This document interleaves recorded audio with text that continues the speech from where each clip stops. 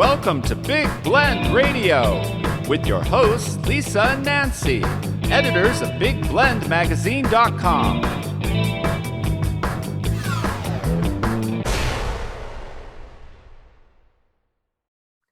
Hey, everybody. Welcome to Big Blend Radio's, it's Big Blend Radio's, I'm going to say Parks and Travel Show, but it is really our Travel to Tulare County show. Every first Thursday, we talk about Sequoia country, which is up in Central California. And we're talking an area that's home to Sequoia-National-Forest, Giant-Sequoia-National-Monument, Sequoia and Kings Canyon National Parks, and also all these amazing communities that make up this region, like Tulare, Visalia, Porterville. We've also got like Exeter. There's all kinds of communities at Three Rivers that make up this region, which is known as Tulare County. So check out discoverthesequoias.com, and every first Thursday, that's what we do. We cover the area, whether it's the communities, the parks, or the forest. And today we're super excited to welcome back Denise Alonzo, who we've gone hiking with many years ago. She is from Sequoia-National-Forest and also the Giant-Sequoia-National-Monument. And I encourage you to go to their website, which is fs.usda.gov/Sequoia. So welcome back, Denise. How are you? Thank you. I'm wonderful. I'm glad to be back. Hey, this is cool. Listen, it looks like you're in some cool water back there. Yeah, it's beautiful. Yes, we're expecting the heat of summer. We've had a couple of days where we exceeded 100 degrees. And so we're all looking forward to spending a little time in some rivers and lakes this summer. Oh, yeah. That sounds wonderful. Now, this picture we have behind us is from when we went hiking with you. And I know we went to Belknap. Am I right about that Belknap area? And it's just so beautiful, and played with squirrels, and well, we didn't feed them or do anything we weren't supposed to. Just watched them.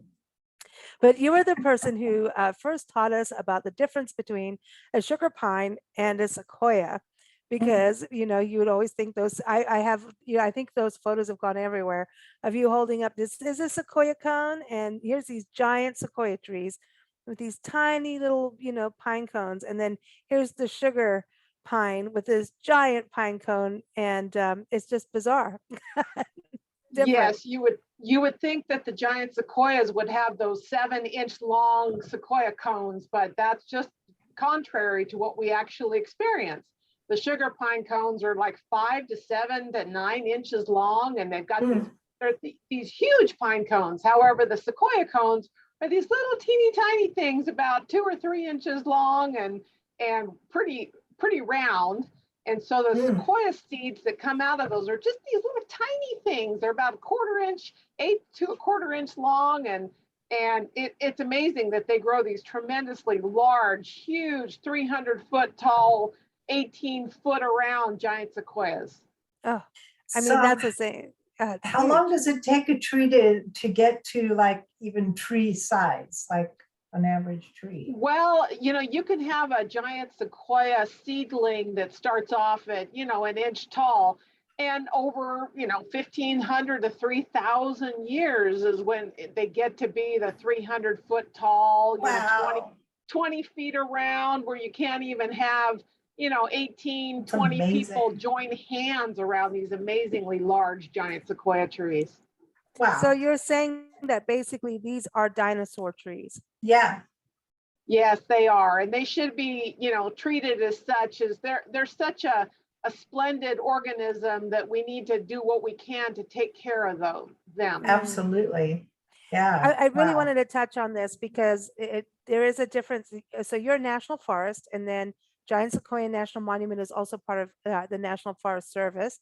And then we have Sequoia and Kings Canyon National Parks, but everybody's kind of connected, right?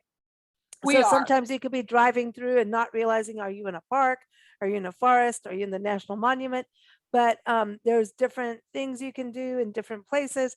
But all these fires have just happened last year, and obviously fire has played, havoc for a few years, but fire is also part of the sequoia's livelihood. So this is kind of an interesting thing to talk about, is the role of fire.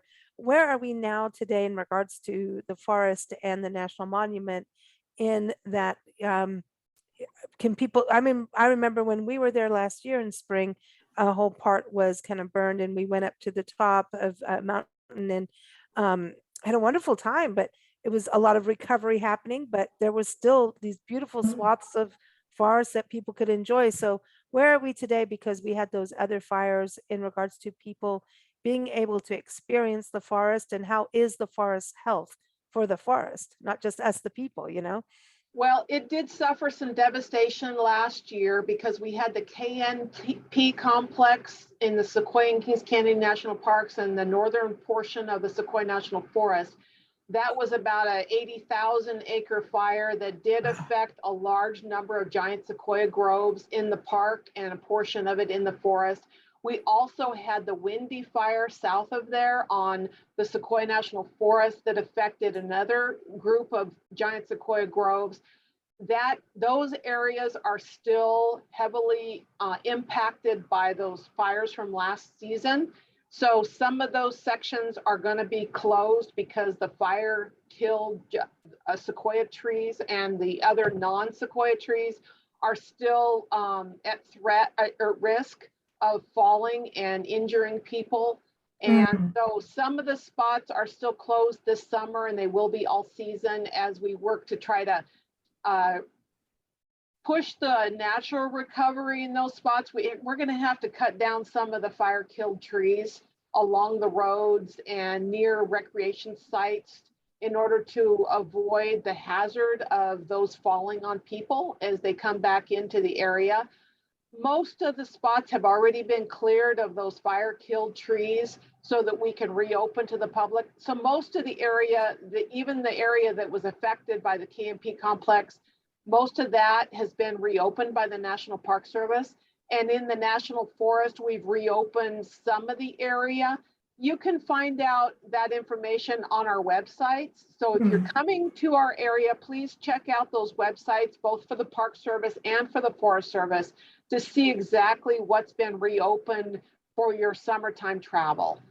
There's still lots of area available in both locations. It's just we want you to be safe when you come visit us. Right. So, and and- also there's maintenance too that's going on as well. So sometimes There some is. areas may be closed because of maintenance, right? So Yes, yeah. I remember reading that sequoia trees, they're so huge, but they actually have pretty shallow roots. they do. And as well as they're not really used to the level of severity of fire that we experienced recently. So, you know, fire is a natural part of the ecosystem. However, the intensity of the fire that burned here last summer was greater than the sequoias themselves have experienced historically. So unfortunately, we did lose about 10 to 20% of our giant sequoia trees over 4 foot in diameter. Those are the very large giant sequoias that we all consider historically significant. We did unfortunately lose about 10 to 20% of those over the past 3 years, just from wildland fire that we haven't experienced, and the trees have not experienced in their history. So we are trying to both recover from past fires as well as prepare for future wildfires. We want to do the best we can to protect the giant sequoia trees from future wildfires that, you know, are as intense.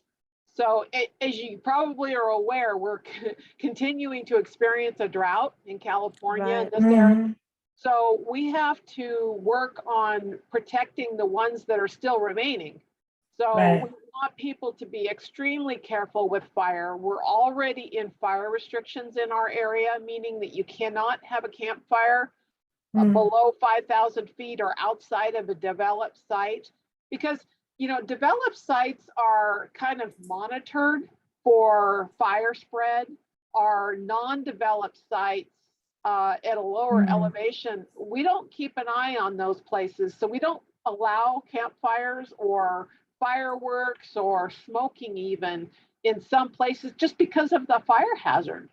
So yeah, we are monitoring our areas for wildfires and just make sure we don't have any additional fires this season that are going to cause such devastation as what was happening in the last few years. So don't smoke and flick your ash out of the car or your cigarette butt. Please don't. Yeah, really. I know. I mean, it's really serious. And you've also got, people living within the forest. You've got actual, communities, it's very, very small, that also have vacation properties and things like that, all within or adjacent. And there's the communities just surrounding you that get affected as well. So I think it's important that people are aware, but there's things to do and we can still go and see the trees and go hiking and get out. I think, during COVID and everybody's they're anxious, they want out. And we've seen that over time. So get out into your forest, but we need to do it responsibly.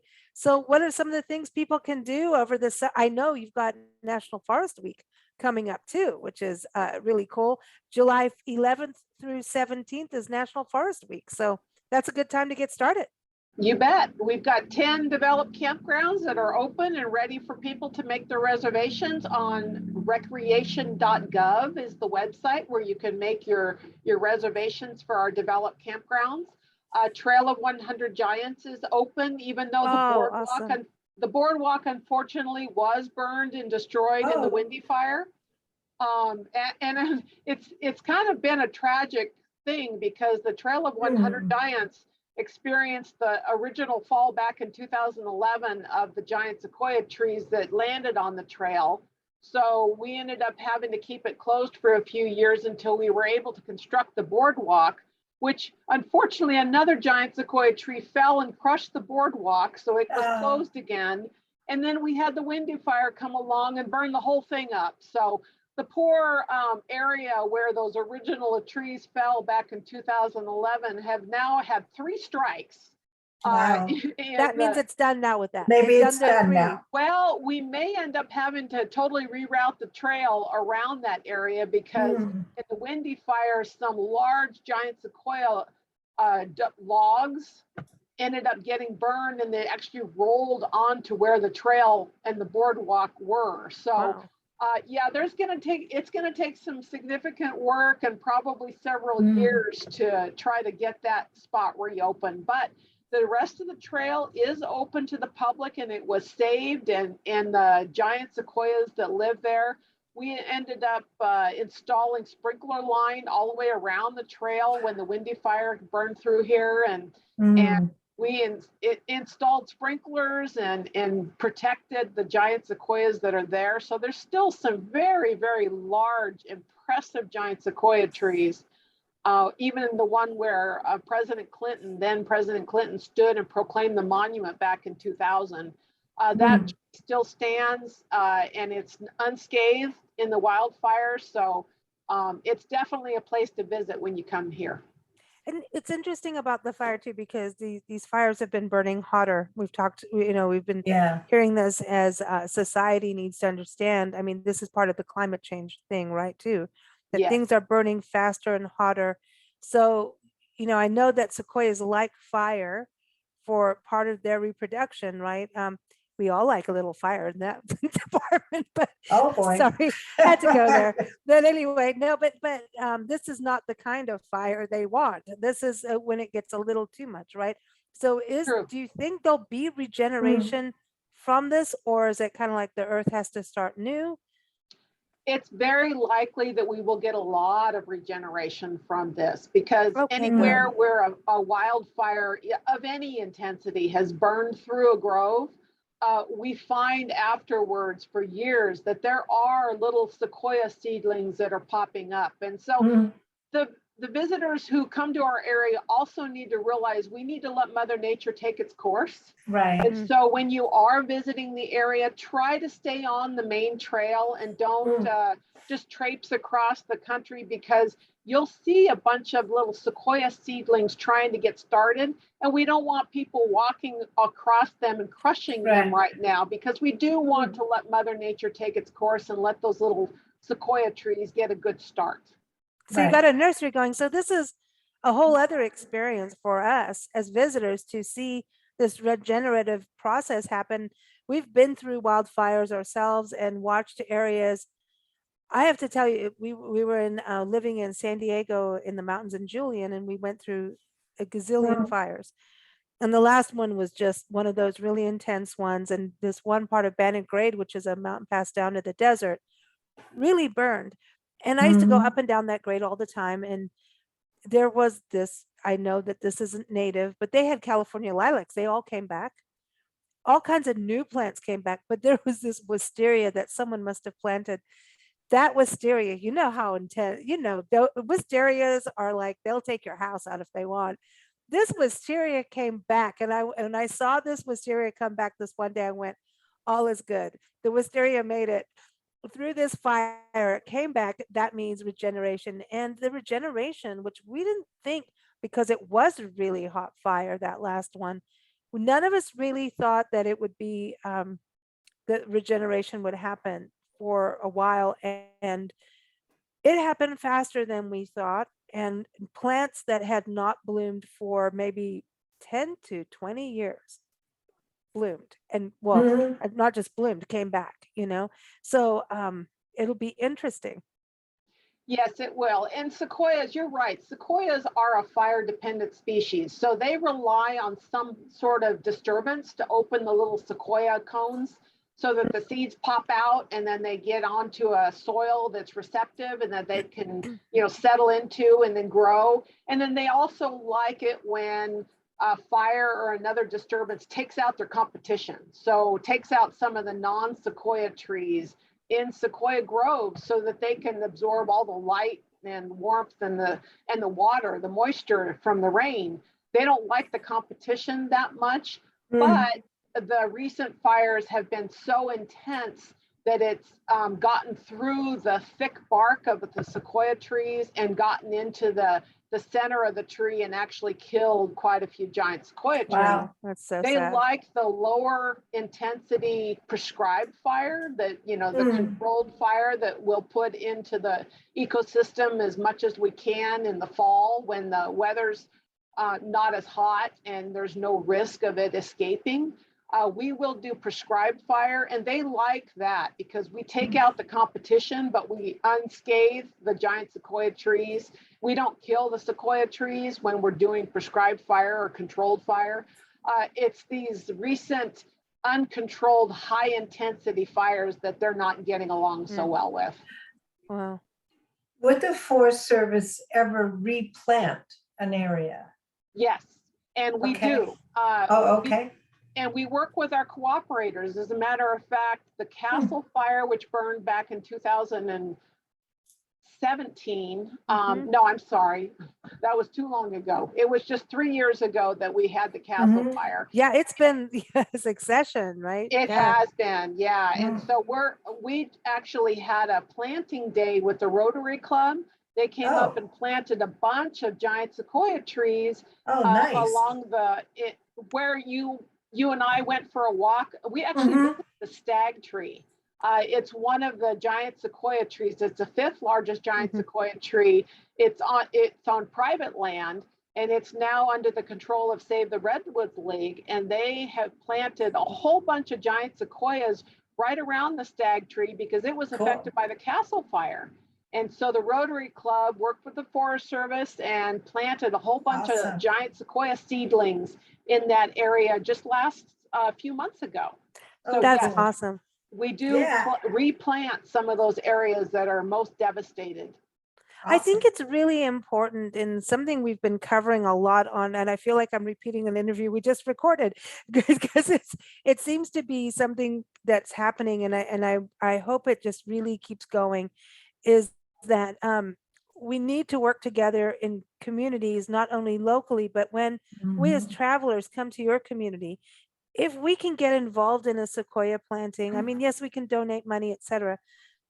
But if we can actually be hands-on and be part of what's happening, I think we have a greater understanding of just, what a sequoia tree is about. What is the web of life, the symbiotic things that happen within nature, and so I think if we as travelers, when we go to these natural areas, if we can get involved in taking out invasive species, we're all going to look twice as hikers. Here we are as hikers, we want to get out in the forest, but did we clean our shoes off before we went hiking, or did we bring something from across the country into a place that those seeds that were stuck to our shoe shouldn't be? So I'm wondering if that's going to be part of our new makeup in regards to travel and adventures, that we, the travelers, need to look at shifting how we travel to incorporate those kind of activities. Even when you have a campfire, did you bring in firewood from another forest that perhaps had a bug species living in it that we don't have in our area? So we even ask that if you're coming into our area, that you get campfire wood from the local area, so that you don't bring in That's a good point. Yeah.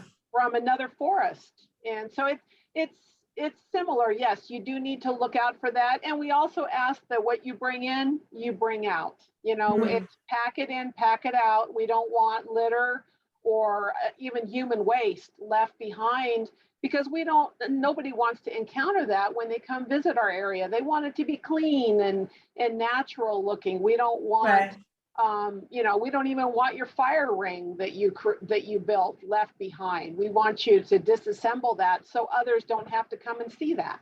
Yeah, and nature doesn't want it either.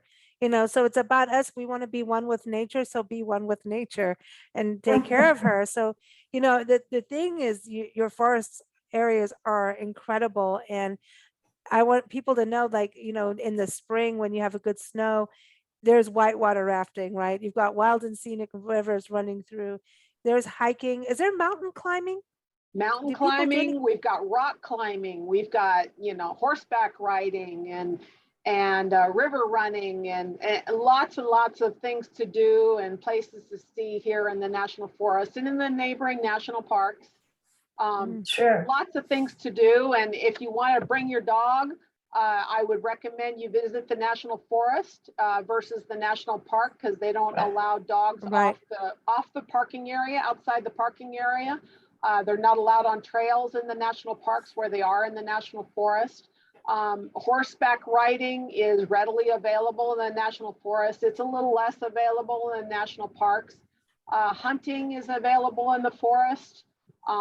Fishing is available in both. The rules and regulations are a little bit different between the parks and the forest when it comes to fishing. So just kind of plan your trip before you come and visit, but we've got lots of opportunities in both locations. And so still camping is still available, like you were saying, and recreation.gov, I think, is for everyone. That's a national, entity in regards to nature and just going on these trails too. I mean, it's amazing. You could go into, you've got lakes. Hume Lake is open, right? All that area. Yes. Beautiful. We love Hume Lake and the ducks. The last time we just sat and watched duck butts. That's so much all fun. their butts were in the air. You know how they dive down. Yeah.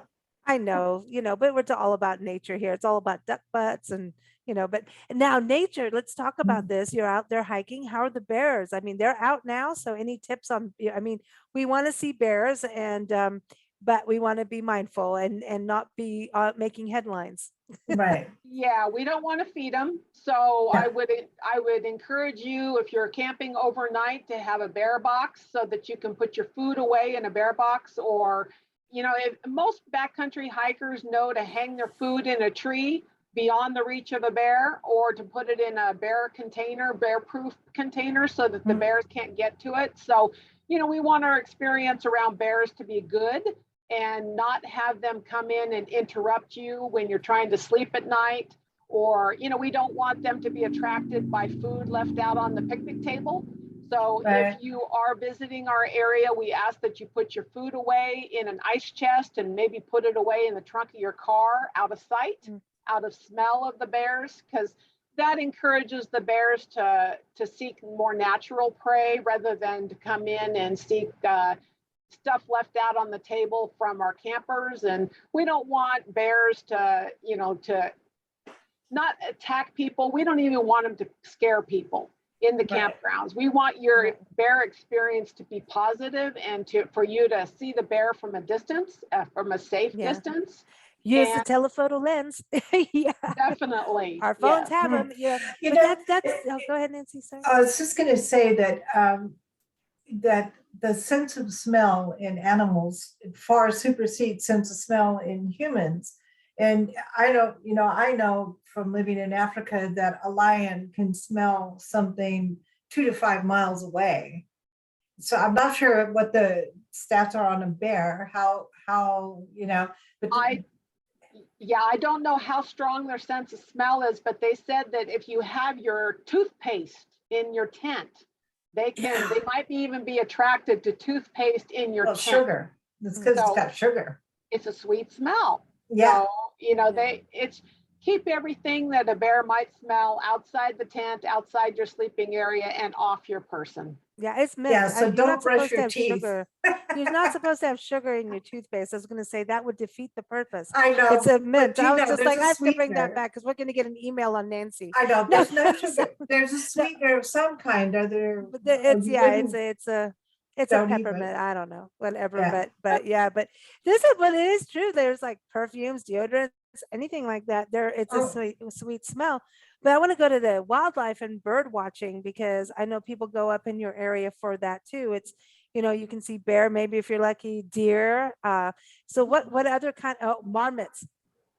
I love marmots. You can see marmots, especially around Buck Rock, up on the Hume Lake Ranger District.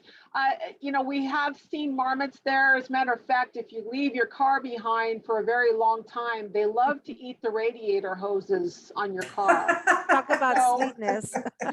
Yeah, speaking of, yeah. So, if you are traveling, I've seen people even put chicken wire under their cars to try to discourage the marmots from eating the radiator hoses while they've been gone for a long time. But you can see condors, bald eagles, golden eagles, along with blue jays and all the little and all the woodpeckers. Yes, I love them. The monkeys of the forest, Right. blue jays, because the blue jays and the woodpeckers have their thing going on, and they're always squabbling at each other, but they all hang out together in the same forest areas.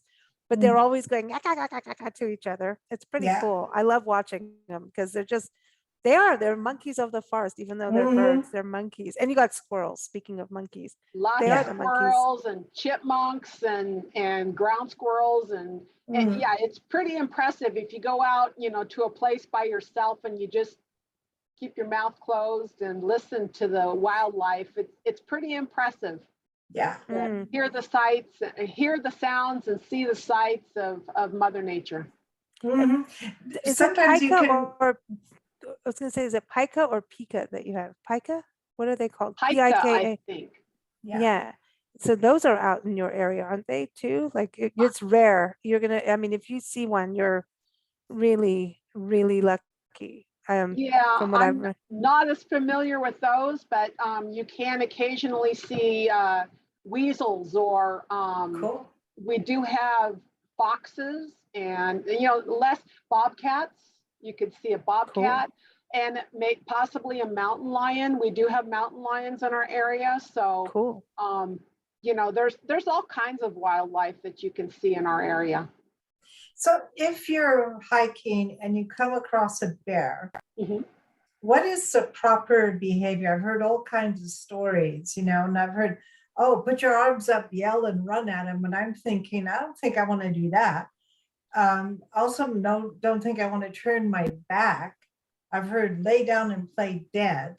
I would not lay down and play dead because the bear might come and see what, and just out of curiosity, come and see what you're doing. Yeah. We have black bears in our area, and if they're not really aggressive normally, so basically act big. It's the same with the mountain lion. Stay with a group of people. If you're traveling with a group, so that the larger you are, the less likely they will be to approach. But I would look for, say you have a mama bear and a cub nearby. The mama bear may come to the cub's defense So you want to be aware of any situation like that where you don't want to get between a mama bear and a cub. Right. But normally they're going to run away from you. So just try to keep your distance. Don't walk towards them in any Yeah. threatening way. If you feel like the bear is, kind of getting near you, you might back slowly down the trail, away from the bear, or even step off the trail and just kind of meander away from the wildlife. Keep your distance the best you can. If they come towards you, then you probably want to start acting big. And if they do, what we understand is if you are attacked by a bear, you can play dead. A mountain lion, they say beat it, hit it with your hands. We have had occasions where people were attacked by a mountain lion and they defended themselves successfully away, against the mountain lion, because they don't expect that. And most of the time it's injured or a sick mountain lion that's going to attack you. But we haven't had a lot of attacks, bear attacks or wildlife attacks here on our farm. I think it's really about being aware, and they know the pathways of people too, unless you're scrambling in areas you shouldn't, you know what I mean? It's really, they do know, and they don't really want to hang out with us. No, you know, unless you have the food. Yeah. So it's Our just, I think, experiences, they really go the opposite direction. They really don't want to be around people. but this is an important conversation because, like I said, after COVID, everybody's starting to really realize the importance of nature and getting out and getting fresh air, getting outside of their home. And, our parks and public lands are, everyone's running towards them, especially the iconic ones like the sequoias, right? Yosemite, et cetera. And, there's a understanding when you go in. So it's like, I remember being in the park in southern Arizona at Fort Bowie, and the ranger was telling us, well, there's this 1.5 mile hike into where the fort is and the visitor center, unless you really need to take the back road, but this is how you do it. And we were there in end of June. It's, southern Arizona heats up just a tad. And she was saying how many people don't realize they'll get out of their car, they won't take their water with them, and they start hiking in flip-flops. And so, like, we've really learned from our park travels, and honestly, our park tour, our Love Your Parks tour, is forest, state park, everything now. We've learned, and it was the sequoias, and actually you guys at the Forest Service said, well, why are you just doing this? You've got to do this. And we're like, okay, well, now we'll do everything. So we did. Now we're probably over 1,000 parks, no joke. It's amazing. Places we've been in, from what we've learned, is it is really important to understand these things about bears and mountain lions. And it's not a negative, it's just to have a healthy understanding, especially if you've never been into these wild areas, or if it's a place that is completely different to where you live. If you're coming from Germany and you're going into the desert, it's a little different. If you're coming from the Northeast into the sequoias, it's a little bit different. So I think it's important that we talk about these things. It's not a negative, it's about understanding, so you have the best experience. Everybody has a good experience. It's like flip-flops. The only flip-flops need to be used if you're going to take a shower in a communal like shower facility or a city hotel. Don't walk from your campground through the campground in your flip-flops and then go into the bathroom.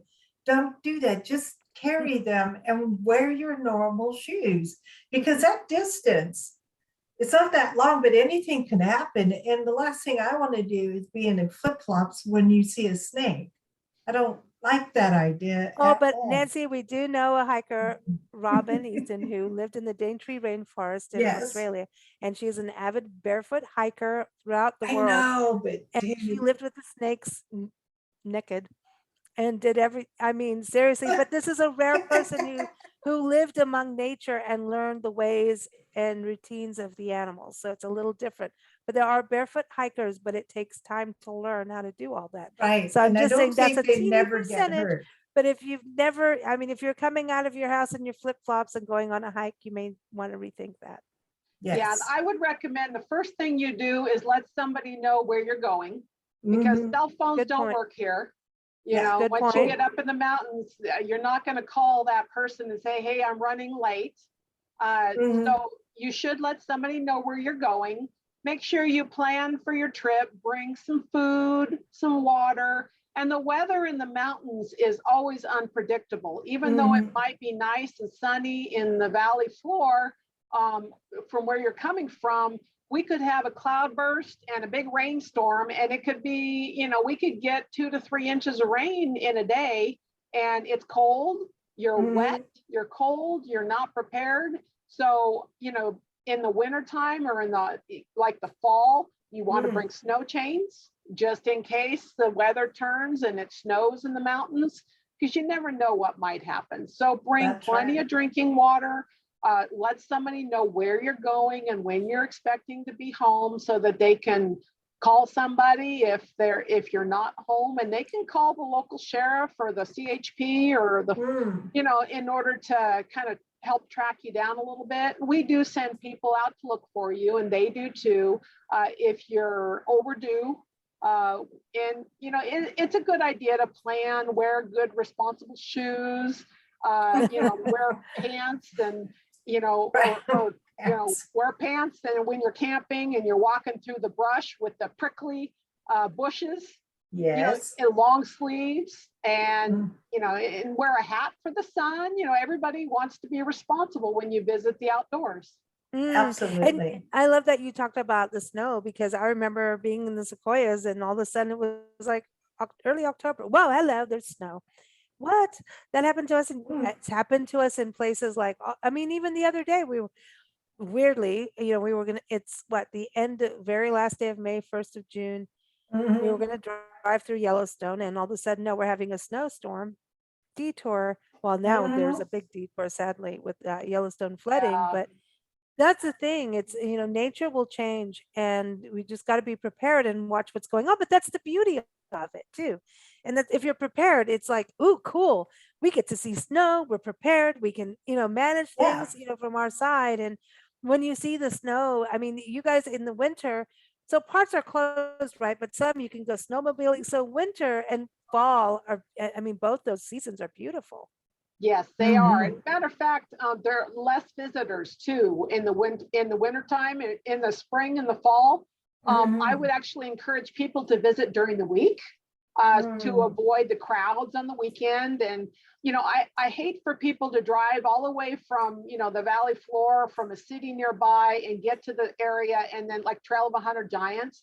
We only have so many parking spots at Trail of 100 Giants, and I would hate for you to drive all the way, you know, from Los Angeles and then find out that there's just no parking available for you. So I encourage people to visit during the week, or, you know, in the off season, you know, maybe June 1st, you know, for the first couple of weeks of June, right after Memorial Day weekend is a good time, because everything's open. And, you know, don't wait for the July 4th holiday weekend to come see us. I would encourage you to come, you know, first couple of weeks of June is a great time to come visit. And then maybe October, after everybody's gone back to school.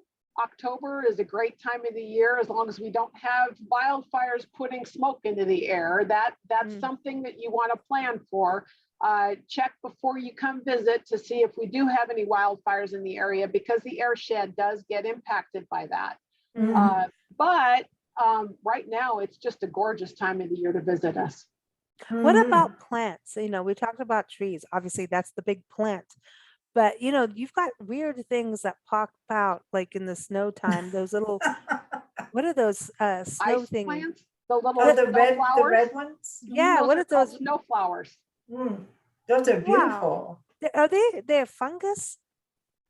I don't know what they are, but They're yeah, like these crazy little red spikes that pop out of, you know, like, what was that? Like, that looks like it belongs on Mars or something.